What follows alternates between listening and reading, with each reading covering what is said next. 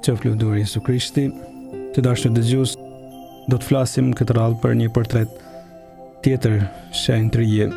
Bëhet fjalë për një shenjtëresh për cilën kemi folë jo në mënyrë të drejtë për drejtë në takimet tona të kaluara.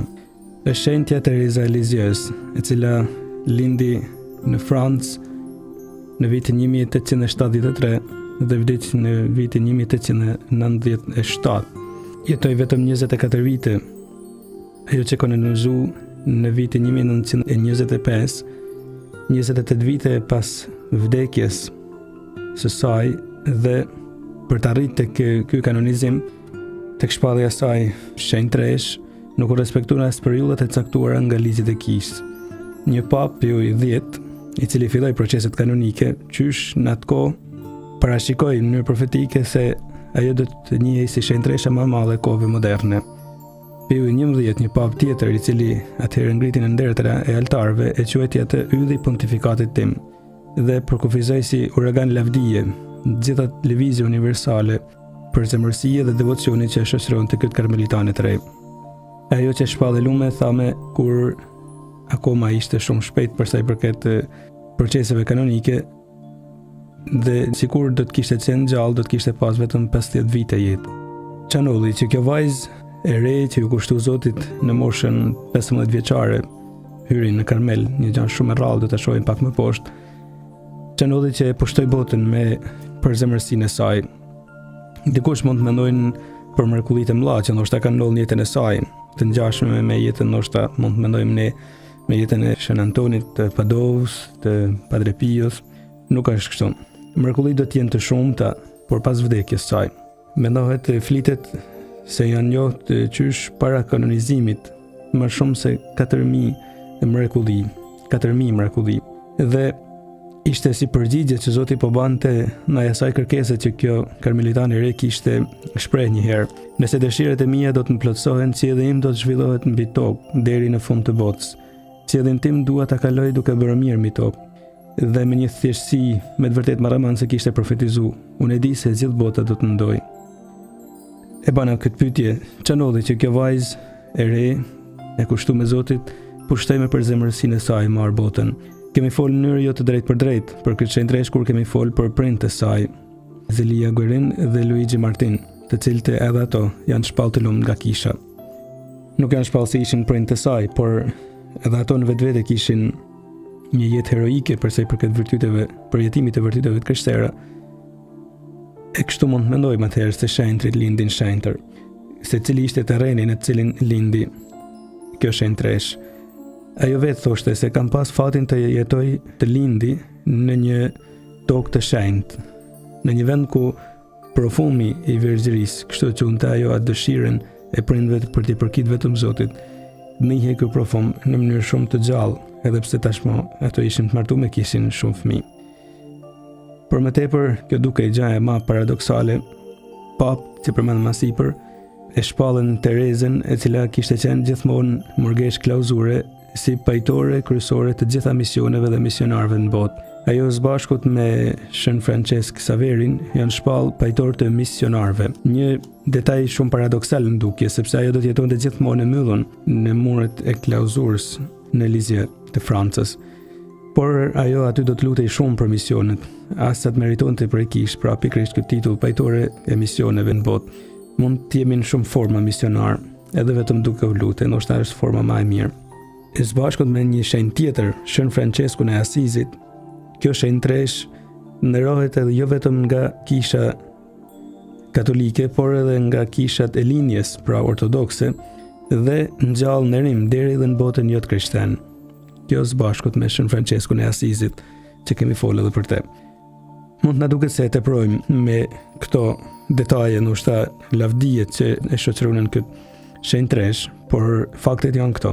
Faktet flasin vetë. Ajo shkroi një autobiografi në moshën 22 vjeçare, filloi ta shkruante, duke ju bindë kërkesës që i dha e prorja saj, që ishte në fakt motra saj në atë periudhë, edhe do të vdiste vetëm mas 2 vitesh. Shkroi një autobiografi, historia një shpirti, një dorëshkrim i saj, edhe e mushi botën ky dorëshkrim me mira kopje. Mendohet një detaj shumë interesant, se në vitin 1915 deri në vitin 1916 kishin kalu shumë pak vite, as 20 vite nga vdekja e saj. Kjo autobiografi përhapet tashmë në 4 milion kopje në marr botën.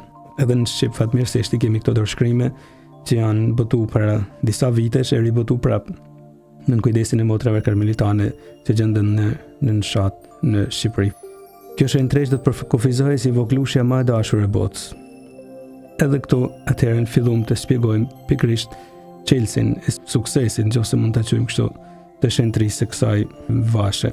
Sepse kjo që unë të vedin voglushe fëmijë, gjithmonë fëmijë, e dëshiron të rrinte gjithmonë, të ishte gjithmonë një fëmijë në praninë e atit vetësjellor.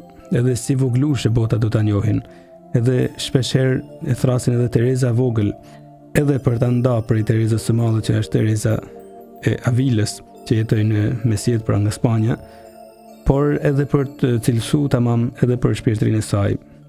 E vetë emri që do të marrin si murgesh karmelitane, Tereza e Jezusit fëmijë, do të tregojnë shumë e do ta shohim pak më poshtë se ç'a tregon ky emri i saj. Ajo me sa duket ka kuptu çelësin e teologjisë e përshpirtërisë së krishterë, sepse janë marrë me te shumë studioz, shumë teolog, shumë mendimtar, shumë artista tham, për të shpjeguar se si ka mundësi që kjo vash që nga ana njerëzore mund të ishte zhduk nga faca e historisë së botës, sepse thash as mrekullit nuk ishin të jashtëzakonshme në jetën e saj, as në një aktivitet shumë të dendur nuk bante në jetën e saj, përveç se mranave mure të klauzurës, e tham duke u lutë, duke ushtruar aktivitetet që mund të ushtrojnë mrena klauzurës. Por me të drejtë disa teolog thonë se ndoshta kjo Shenjtërish ka prek tamam shpirtin e përshpirtërisë krishterë. E pikërisht ndoshta për këtë arsye ajo i ka sjell botës çelësin për të lexuar e rilexuar si duhet mesazhin e krishterë. I sjell botës ofertën që të jetë një fëmijë në durët e atit tonë qiellor. Edhe e thot shumë ngultas, në një epokë kur njerëzit tashmë pranë këtë fund të 1900-s, në një epokë kur tashmë njerëzit kujtojnë se dinë gjithçka, mendja njerëzore është absolute, kjo Shenjtërish i ofron thjeshtësinë. E vetëm kështu atëherë njeriu arrin të jetë me të vërtetë njeri edhe të lëshohet në durët e atit vetësjellor. Shkruante një autor Bernanos, mesazhi që kjo Shenjtërish i sjell botës është një prej mesazheve më të mistershme dhe më urgjente që ajo ka marrë ndonjëherë. Bota po vdes nga mungesa e fëmirisë dhe pikërisht kundër fëmirisë, gjysmë perëndit totalitare, duket sikur i kanë sjell topat dhe tanket e tyre. Shkruan ky autor. E mi shenjtën Terezë janë bërë shumë filma, e shkru libra nga autor të ndryshëm, pikërisht për të gjerën pa mesazhin që kjo vash e dashuruar me Zotin në një mënyrë shumë të thjeshtë dhe shumë të amël, por njëkohësisht edhe shumë serioze, po i sillte botës. Historia e saj. Ajo i përkiste një familje të kamur, mesatarisht të borgjezisë, dhe kishte një fëmijëri mjaft të lumtur. 4 vitet e gjysmë të para të jetës saj ishin plot me gëzim për jetën. E ama shkruante në letrat e veta qesh dhe dëfrahet që nga mëngjesi deri në darkë.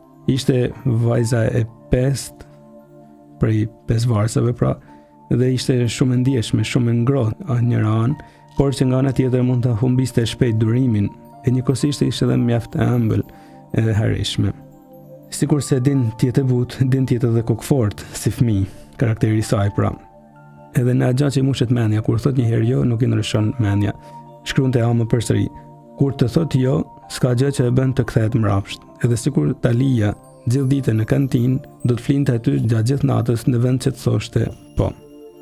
Është një vajzë mjaft e sinqertë, ka dëshirë që prind të dinë gjithçka edhe gabimet e saj, shkon vetë ja tregon gabimet që ka bërë duke qenë gati para gjykimit në rrethojzat të prindit, duke prit ndoshta gjykimin e prindit e dënimin. Por kjo vajzë ka një familiaritet shumë të madh me gjanat e Zotit, që ja mundson familja saj. Prindit ishin me virtyte shumë të mëdha krishtere, e prandaj si pasojë edhe virtytet krishtere do të rrënjosen atë qysh fëmijë, do të familiarizohet pikërisht me gjanat e Zotit. Por të amen do ta humbin shumë herët në moshën pra 4 vite gjysmë, bashkë me nanën do të humbin edhe lumturinë për shumë vite në jetën e saj. Ajo çuditërisht qysh atëherë e kujton fëmirin vdekjen e nanës së vet, edhe pse është akoma fëmijë. Të gjitha hollësitë e smundjes thoshte ajo, janë ngolit në kujtesën time e smundjes së nanës pra. Edhe kishte qëndruar një herë përballë kapakut të arkivolit, e shkruante këto fjalë kur do të jetë tashmë murgesh, kur nuk kisha parë një gjë të tillë, megjithatë kuptoja se për çfarë bëhej fjalë pra. Tash bashkë me Amen hum edhe lumturinë e saj, edhe pse jati që kishte ishte me të vërtetë një njerëz shumë i mirë, shumë i dashur. Ai do të arrinti bëhet edhe bab edhe nan. Për këtë burr e shoqja kishte lanë shkruar me këto rreshta.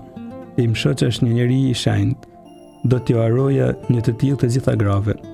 Ai është pak më e shumë pra se shoqja dhe tashmë do t'i duhet të jetë i aftë, t'i dhurojnë bijave të veta dashurinë atrore, por njëkohësisht edhe atë amnore. Me tjatin Tereza do të lidhet shumë, asa do të shkruajnë këto rreshta. Nuk mundem ta shpreh se sa fort e doja babin. Gjithçka në të më ngjallte admirim. Bile një herë kur ishte fëmijë, tregon se si jati kishte ftuar të rrinte aty afër, ndërsa ky kishte hyrë në shkallë. Vajza ishte afër tepër afër shkallës, që jati kishte hyrë sipër. Për jetin alti jati të largohë se ndoshta unë mund bie dhe të damtoj. Kjo shkruan se unë kur mendova se i mat mund vdiste, u afrova edhe më fort afër shkallës, pikërisht me këto mendime, nëse babi bien, atëherë le të mysin edhe mua se nuk mund ta mendoj se mund ta duroj ta shoh babain tim të vdekur. Gjeste për fëmijët, por janë gjeste që tregojnë lidhjen e saj që kishte qysh fëmijëri me tjatin. Por vujtja e saj do të kjo trishtim që thame që ka plën bashkë me vdekjen e Thams do të përfundojnë në mënyrë të mrekullueshme rreth moshës 13 vjeçare. Ajo thamë ishte mjaft e trisht, me shumë pak kaploi nga lot, skuqej, ikte duke qëndruar në vetmi, tepër ndjeshme ndaj gjithë shkajit. Shpërthente në lot kollaj. Por një natën e Krishtlindjeve, kur ishte në moshën 13 vjeçare, ajo do ta quajnë si një mrekulli e vogël në jetën time. Duke më ndihmuar të kaloj dhimbje shumë të mëdha që kisha përjetuar deri atëherë, edhe me sa duket hiri Zotit të ndihmon që të rikthehet edhe herë lumturia. Edhe me të vërtetë i rikthehet lumturia që ajo kishte pas në vitet e para të fëmijërisë. Edhe një herë qilet karakteri, fillon të jetë e hareshme, ta duin jetën, të ketë vrullin për gjithçka që e rrethon, për të dhuruar për familjarët e vet, duke u kthyer aty në hare, në harmoninë në familje. Edhe ishin thamë një familje mjaft e lidhur mes tyre. Motrat do të duhen me një dashuri me të vërtetë të madhe mes tyre, duke marrë kështu pjesën më të mirë që u kishte lënë ama, një përzemërsi të gjallë, të fortë për njëra tjetrën, edhe atë mirësi që jati po millte për ditë në shtëpinë e tyre.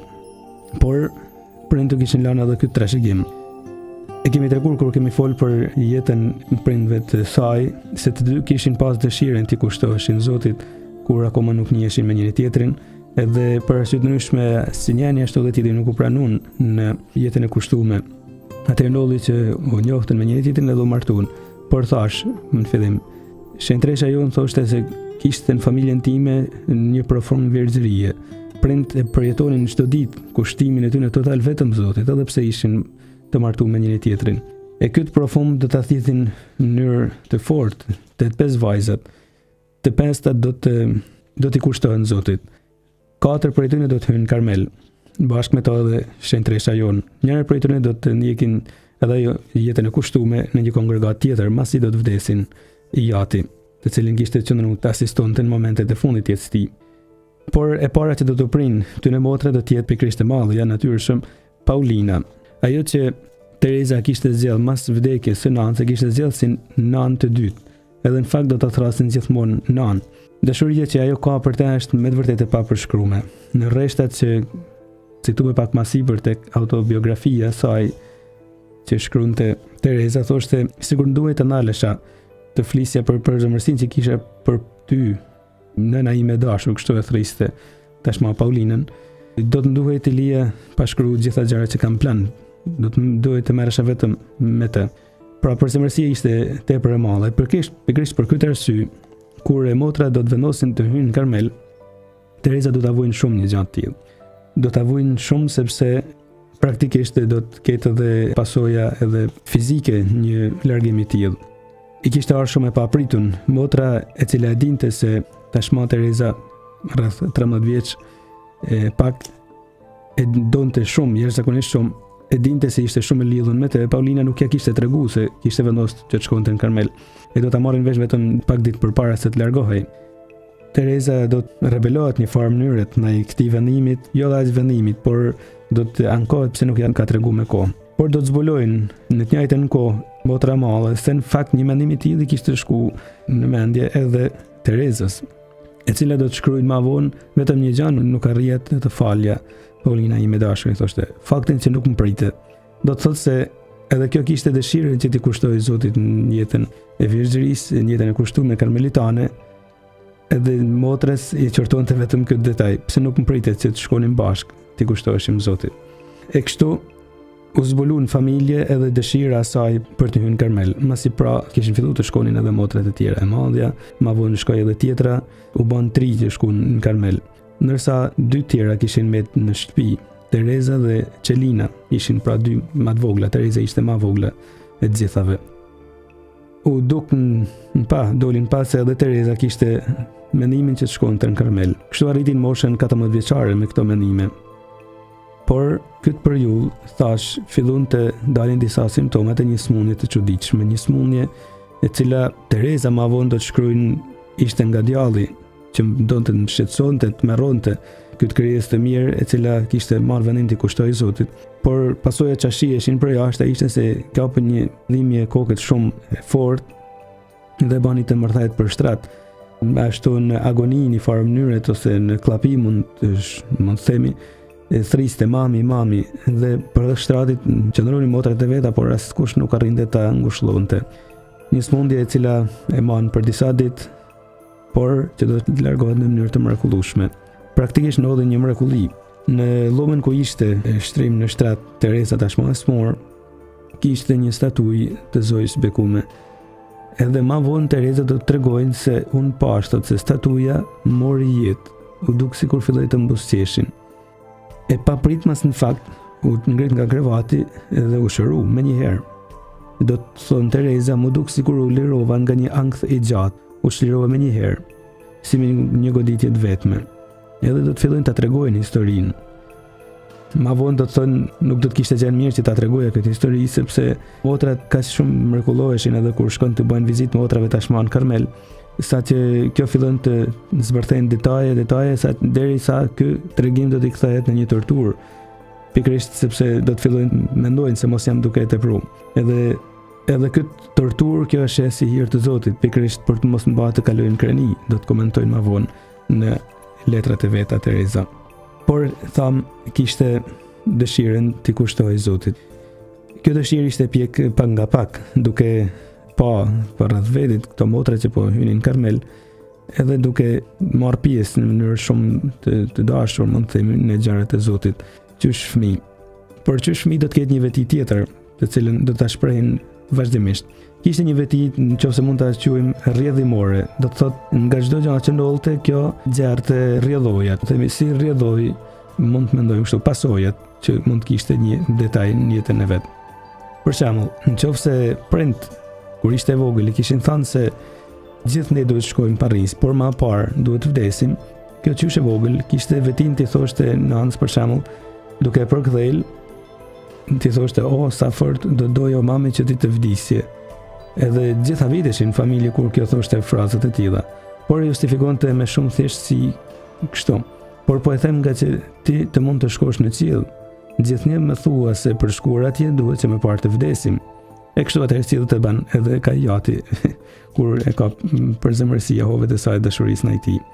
Ose për shembull, nëse për ta përgatitur për film, kur ishte në moshën 7 vjeçare, motra vetë kishte thënë se gjithçka duhet t'ia thush meshtarit, sepse aty është hyi I pranishëm. Kur takon meshtarin kishte thënë motra, ti po takon Krishtin. Edhe kjo si pasojë kishte pyet motrën, a më duhet ndoshta që ti them dom duçe lierit, ky ishte meshtari, se e du me gjithë zemër, duke qenë se jam duke folë me Zotin. Detaj shumë I përzemërt, atëherë ndoshta meshtari është Krishti, unë duhet t'i them se e du fort. Nuk ja them meshtari, po ja them Krishtit. Duken lojë në fëmijësh, por do të kenë pasoja të mëdha në vazhdim për jetën e saj shpirtërore. Nëse I thonë se në ferr të gjithë të dënuarit e urrejnë hyjin, Tereza përfundon duke thënë se është tepër e trishtueshme ekzistenca në një vend ku askush nuk e don hyjin. E do të thoshte se do të kishte qejf të shkonte në ferr, kështu që të paktën atje gjendet dikush që e don Zotin. Episode ndoshta fëminore, por tregojnë që do shoqërohen deri në adoleshencën e parë, por tregojnë se pak nga pak po piqet në të familiariteti me gjërat hyjnore. Kur merr kungimin e parë në moshën 11 vjeçare, ajo do ta kujtojnë kështu, me një thjeshtësi të jashtëzakonshme, por që përmbledh vetveti për shpirtëri mistike shumë të lartë, 11 vjeçë pra. E përshkruan kështu atë takim me Krishtin në kungimin e saj të parë. Që një puthje dashurie, ndihesha e dashur, dhe unë gjithashtu thosha, të dua dhe të dhurohem ty për gjithmonë. Kishte kohë që Jezusi dhe Tereza e vogël ishin shikuar dhe kuptuar me njëri tjetrin. Atë ditë nuk ishte më vetëm një shikim, por ishte shkrirje. Nuk ishin më dy. Tereza ishte zhdukur si pika e ujit në oqean. Mbetej vetëm Jezusi. Dhe pas kungimit do të marrin edhe krezmimin, duke qenë se i kanë shpjeguar se Shpirti i Shenjtë i jep forcën besimtarit për qenë dëshmitar, kërkonte hirin që të mund ta vente në praktik këtë dashni për Krishtin. E kështu pra, pasoja që e nxjerrte nga një detaj i besimit, e nxjerrte pasojat në mënyrë shumë natyrshme. Shpirti i Shenjtë forcon atëherë do të thotë unë kërkoj që ai të forcojnë të vuj për Krishtin. Kështu Tereza në moshën 14 vjeçare fillon të shprehë dëshirën e saj për t'ju kushtuar Zotit. Por do t'i duhet të piqet edhe pak kohë në një mision tjetër që ajo do të thirret më vonë për ta ushtruar në mënyrë të bollshme. Në lutjet për të kthyer fe mëkatënor, në lutjet për misionet, thamsi e shpall pajtoria e misionarëve. Edhe do ta vënë vetin në provë që para se të hynë në Karmel. Ndodh një herë që në atë qytet të sajin ishte arrestuar një vrasës mizor me gjithë çfarë lloj epitetesh përçmuese, si përbindëshi, Nazaraku i poshtër, e qunin këtë person që kishte vrarë mizorisht 2 gra dhe një voglushe. Ishte një italian, një fare Enrico Prancini, 30 vjeç, të cilin e kishin arrestuar dhe e kishin dënuar me vdekje.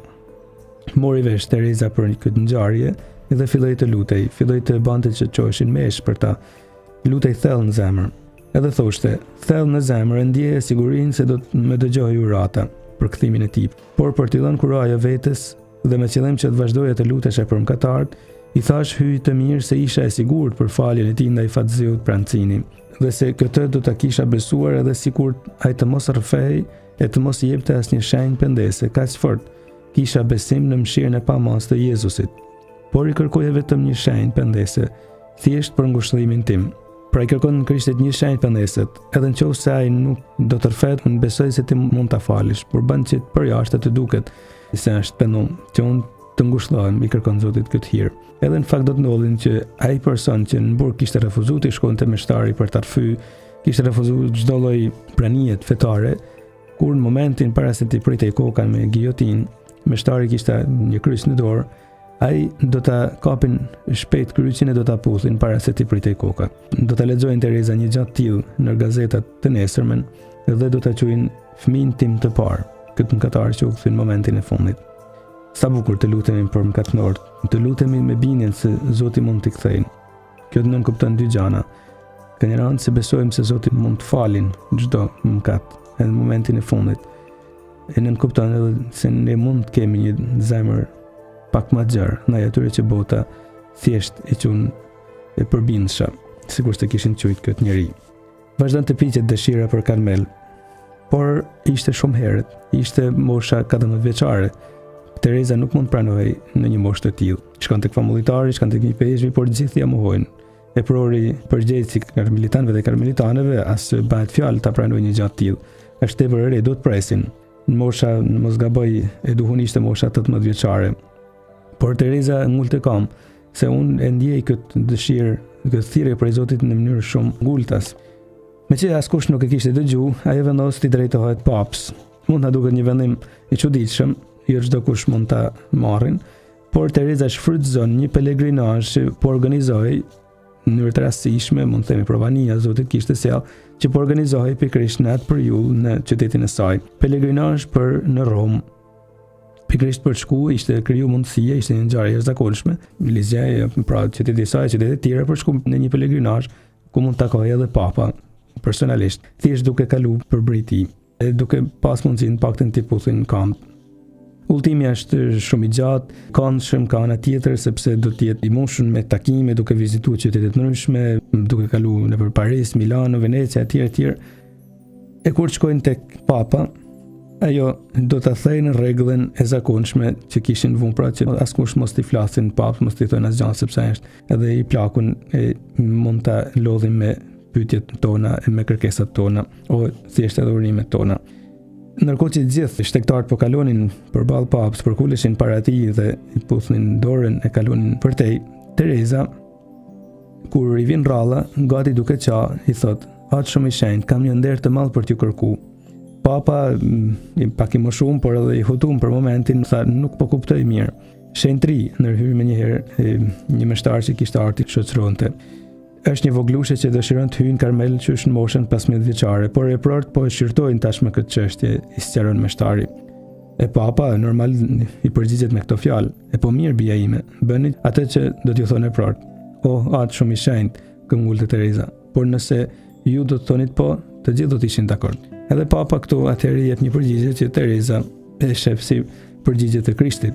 Mirë, do të hyni nëse hyje don këtë gjë. Pyetje që ndoshta mund duket si për ta nis, por Tereza kupton kështu se nëse Zoti e don, mund të thyet edhe rregulloria e zakonshme për sa i përket moshës. Edhe në fakt në mënyrë të havitshme kur do të kthehet, nuk kishte qenë hyrja papës as askujt tjetër, sepse praktikisht nuk pat më kohë të sqarohet para papës, sepse rojet e morën për krahashe një farë mënyrë e largun gati si rreshqanthi.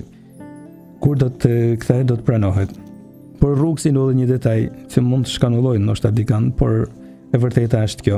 Rrugësi ndodhi një detaj pak i trisht. E filloi të flitej rrugës pra në këtë udhtim shumë të gjatë për një pakujdesi për zemërsie që po shprehte njëri prej klerikëve, njëri prej meshtarëve. Këtë përzemërsi pak si të tepërt kundrejt tyre dy motrave, pra Terezës dhe Celinës, të cilat ishin adoleshentë.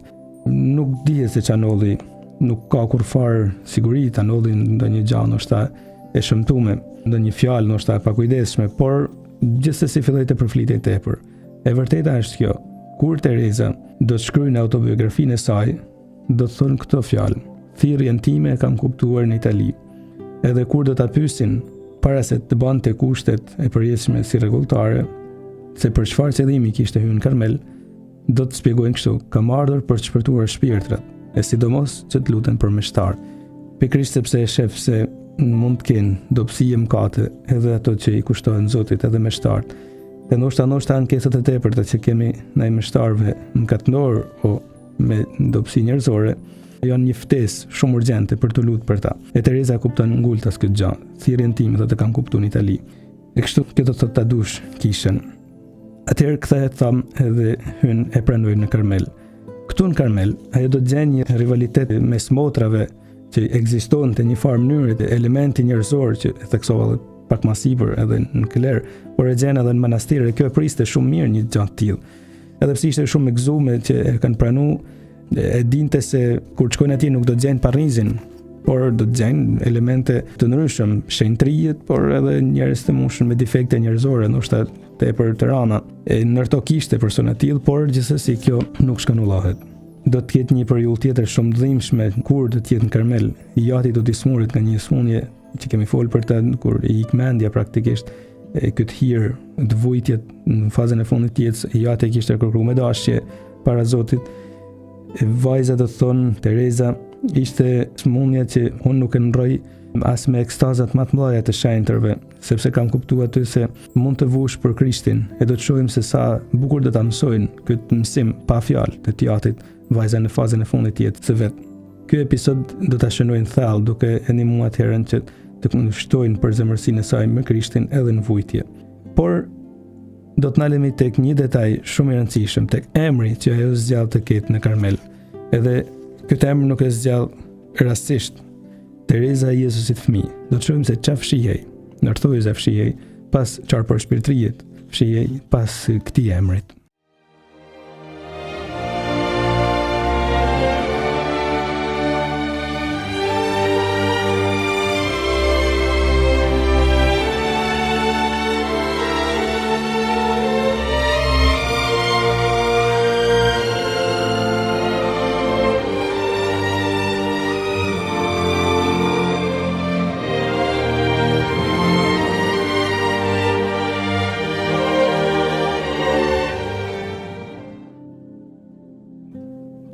zgjedh të ketë këtë emër, Tereza e Jezusit fëmijë.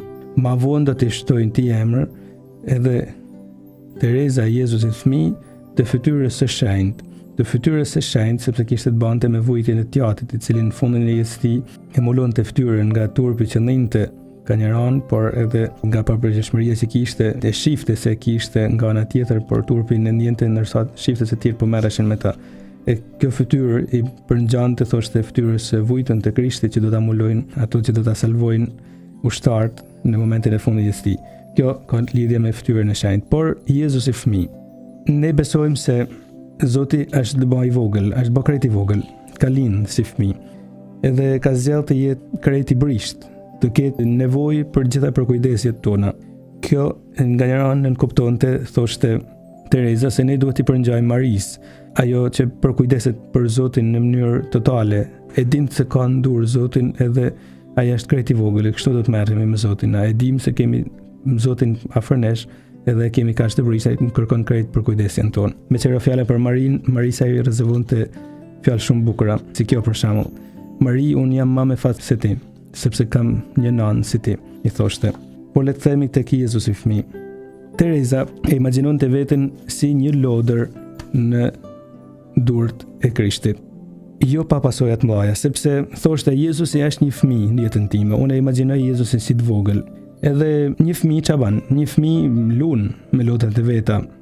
Ne gjithë na ka qelluar që të kemi përreth fëmijë që i shohim se si lozin me sa seriozitet e përjetojnë lojën e tyre. Ne gjithë kemi qenë fëmijë. Ndoshta në pak e kujtojmë se me sa seriozitet e banim një gjatë tjetër. Kur një fëmijë lodrën e vet e merr, jo ato lodrat e shtrenjta që mezi mund të preken, por lodrat e thjeshtë. Unë thoshta jam kështu lloj lodret. Lodrën e vet e merr, e sjell andaj këtej e gjun ndallën nga dritarja, ndoshta e hell nga një anë e lomës në anën tjetër, e harron dikun atje në qoshet e shkon e merr një lodër tjetër. Ndoshta me atë lodër e kap lodrën e hap për ta pasur se është e bame. Ndoshta me atë lodër i natosit fëmia, e shkapet dikun nga nervat. Ndoshta me atë lodër atëherën prap fillon plot me lot fillon ta kërkojnë një lodër që vetë ka tretë dhe shkon ta kërkojnë ku e lash edhe plot me gzim kur e gjen e merr e shtrëngon krah.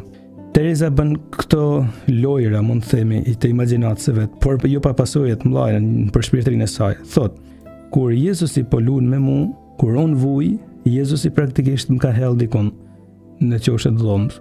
Kur unë jam ngushëlluar me Jezusi përsëri ka ardhur, më ka marrë, e më ka afruar tek vetja. Kur shoh se kam errësina të ndryshme në shpirtin tim, është Jezusi që me mua si lodër e vetja po bën çaj pëlqen atij, po më hap, po më çmonton të më shoh se si jam, të pisem dashni edhe më shumë. Por ka edhe një detaj tjetër që nuk e tham. Jezusi fëmijë edhe mund të flejnë. Thoshte von Baltazar, një nga teologët më të mëdhenj të kishë kohën moderne, bashkohore, thoshte dy shqetësimet më të mëdha të Terezës ishin këto, se Jezusi i saj ishte një fëmijë që mund të luajnë edhe mund të flejnë. Kur unë jam në vujtje e në rrësinat e mia më të thella shpirtërore, Jezusi fëmijë është duke fjet, edhe unë duhet të rri atje, duke prit që ai të zgjohet, e të vinë edhe një herë e të ngushëllojnë me praninë e vet. Shumë kusht, thoshte Tereza, në këtë fjetje të Jezusit në jetën e tyre, aty ku duket se Zoti nuk është, të rriqen mbrapsht edhe e lanë jetën shpirtërore. E këto janë ato që kthehen në mëkatet e tyre edhe një herë, janë ato që lanë masdore jetën shpirtërore, lanë masdore sakramentet, zhyten në mëkate nga më të ndryshmet, ato që lollen të ecin në vërtetë e krishterë, janë ato që nuk dinë të presin se Jezusi do të çohet edhe një herë, do të vinë të ngushëllojnë. E tham, janë detaje shumë të vogla, por që kur merren seriozisht kanë pasoja shumë të mëdha. E Tereza i merrte seriozisht të gjana, asa për emër do zgjedhin të quhet Tereza e Jezusit fëmijë.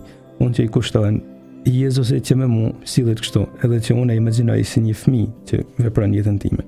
Por si një fëmijë mund të jemëllon atëherë, thoshte. Ti përngjaj këtij fëmijët dy gjana. Ti përngjaj këtij fëmijët do të thotë atëherë të lëshohet me lon si Jezusi në duart e atit cellor. Kush më mirë se fëmia lëshohet në duart e prindit, edhe e xën gjumi aty, edhe nëse ka zhurmë për rreth. Kjo është ana pasive, unë lëshohem thotë në duart e Zotit. E ku e merr, sikur ta kultivoshim gjithë këtë veti shpirtërore, të lëshoheshim në duart e Zotit. Edhe momentet e vështira të lëshoheshim atij. Nuk është kollaj një gjatë tillë. Nuk kujtojmë se e bëjmë çdo ditë, por nuk e bëjmë çdo ditë, sepse të rriqemi mbrapsht kollaj. Kur bëhet fjalë të marrim vendime kundër dëshirave tona. Nga edhe një anë aktive kjo të qenë fëmijë.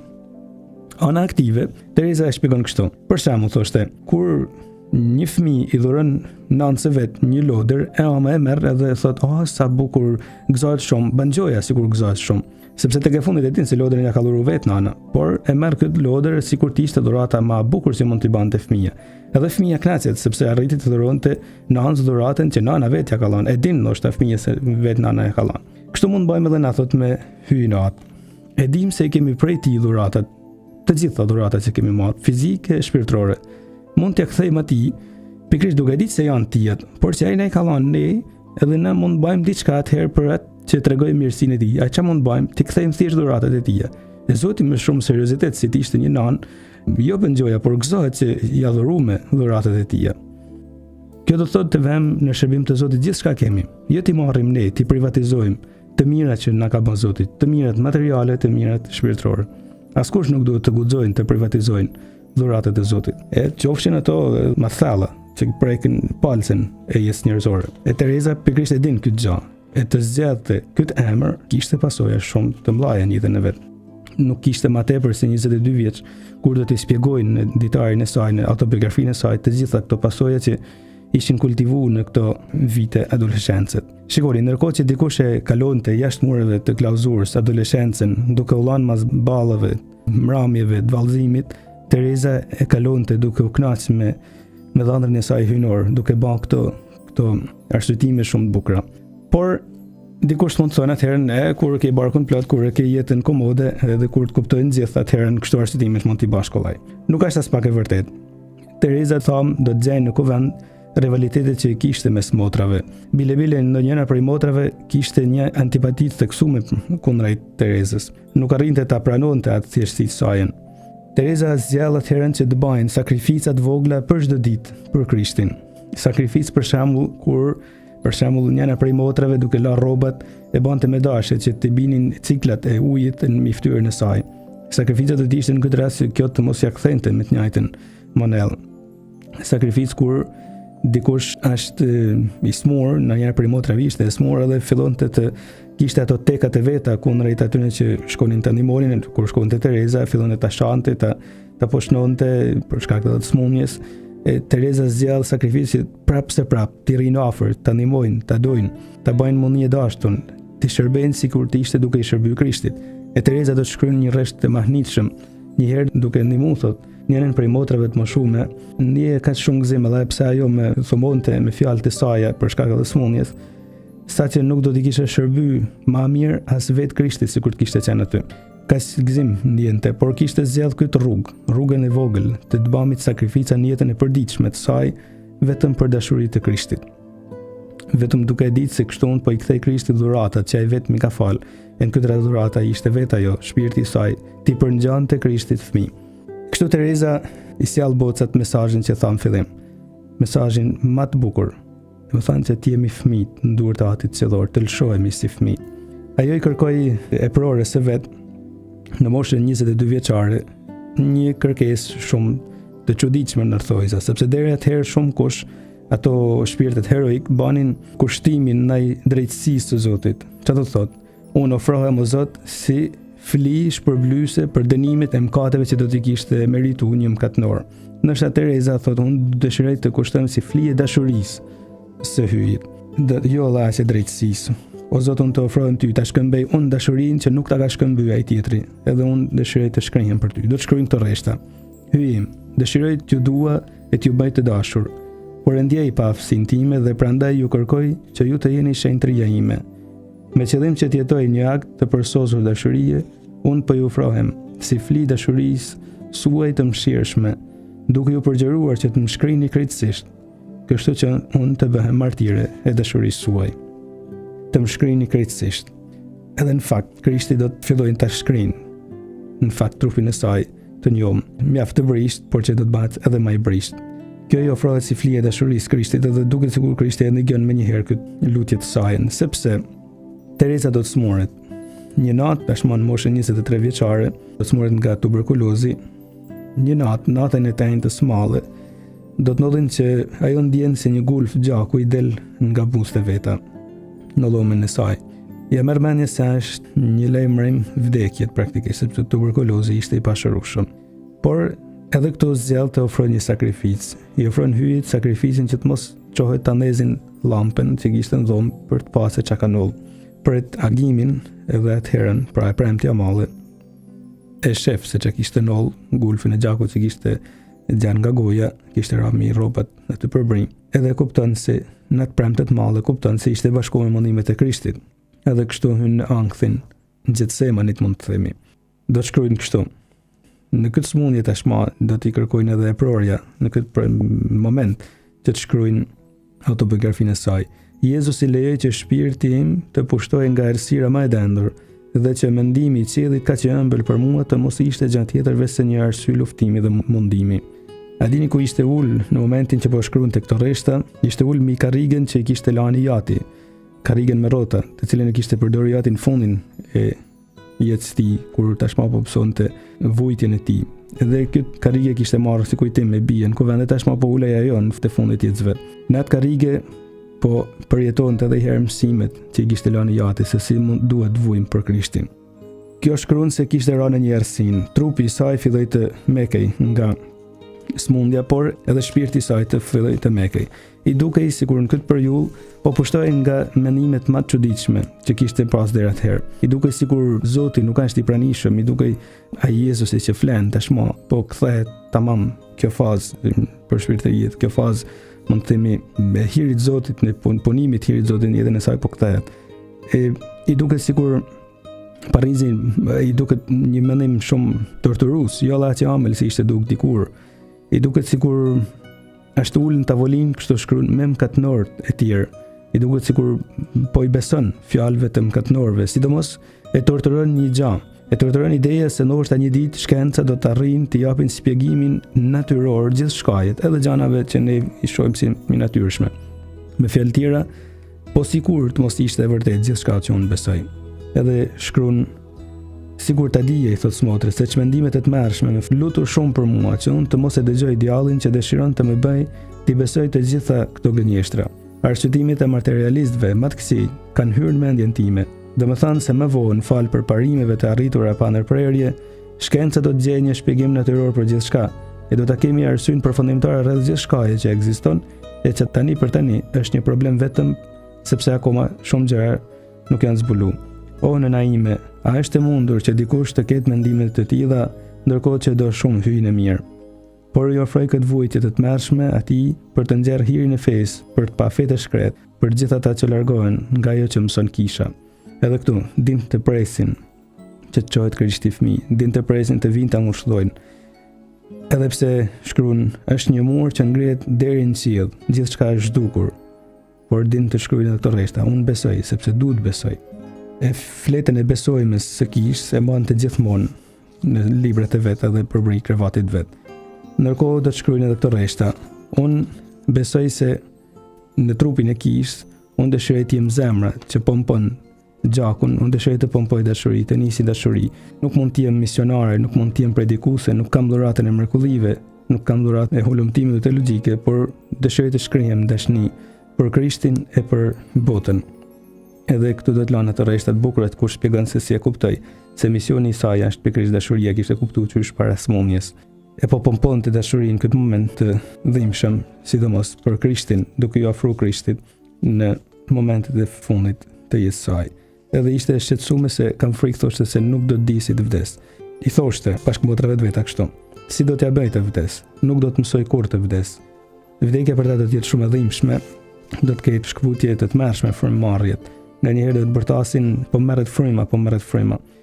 Ishin me të vërtet momente shumë dhimbshme për atë dhe për gjitha motrat që tashmë ishin një përzemërsi shumë edhe më të fortë për ta, edhe për shkak të mënyrës se si po vdiste. Shkruante, unë jam një vesh rrushi që tashmë është pjekë dhe Jezusi po e merr për ta bërë vend e për ta pinë mretërinë e atit vet, sikur se Krishti dikur kishte thënë. Tash motrat e preken shumë për këto momente. Agoninë e saj do ta shoqërojnë edhe ato së bashkut. Edhe në momentet e fundit do të ndodhin kështu, tregon njëra prej motrave, një grah me tmerrshme ja shynte krahërorin. Fytyrën e kishte të skuqur, duart ngjyrë vjollc, këmbët shumë të ftohta dhe i dridhej i tërë trupi. Zgjati kështu disa orë, afër mramjes shikoi nga eprorja e vet dhe i tha: "Nëna ime, a nuk është akoma agonia? Pra akoma nuk qenë kam duke vdekur?" E prioria i përgjigj se duhet presesh edhe pak. Atëherë tha, atëherë pra përpara. Nuk du të vuaj ma pak. Domethënë do të vuj derisa të dojnë Krishti. Pastaj shikoi kryqin edhe tha, unë e dua, hyjim, unë ju dua. E koka i ra një në anë, e kështu me syt për të lindë jetën e pasosën. Kjo vajzë e vogël e lëshoi vedin për herë të fundit në duart të atit vetëqëdor, i cili tashmë po i nepte lumnin. Krishti u zgju nga gjumi për t'i dhënë lumnin e jetës pasosën. E atëherë do të vinë gjithë ato uragane lavdije si tume në fillim, që i thamë në fillim. Nën Tereza do ta themelojnë për shpirtërinë e saj pikërisht në për shpirtërinë e Shënt Terezës së Jezusit fëmijë, duke mësu pikërisht motrave, nën Terezës pra motrave të veta, ullën e vogël, kështu quhnte Tereza Krishtit fëmijë, ulla vogël e Shenjtërisë. Edhe nën Tereza do të mulin kam mikët e përndoi për shpirtërinë, por te kjo lloj për shpirtërinë janë bazu edhe shumë teologë të mëdhej, të cilët në fillim të qortuan një teologji të tillë, një përshpirtëri të tillë, por më vonë edhe sot e kësaj dite vazhdojnë të propagandojnë si njërin prej rrugëve më të këndshme që mund të kapin shpirtin njerëzor për t'i ofruar Zotit. Lash Zoti me mirësinë e Shën Terezës, si edhe ne të ndjekim këtë ullë vogël, duke pa në jetën tonë të përditshme atë që mund të bëjmë për Zotin, duke i bërë gjanat e vogla. Kështu thoshte edhe nën Tereza, mësume prej Terezës, me një dashuri të jashtëzakonshme. Tashti të marrim bekimin prej Zotit. Ju bekoft hyj gjithë pushtetshëm, Ati e Biri e Shpirti Shenjtë. Amen.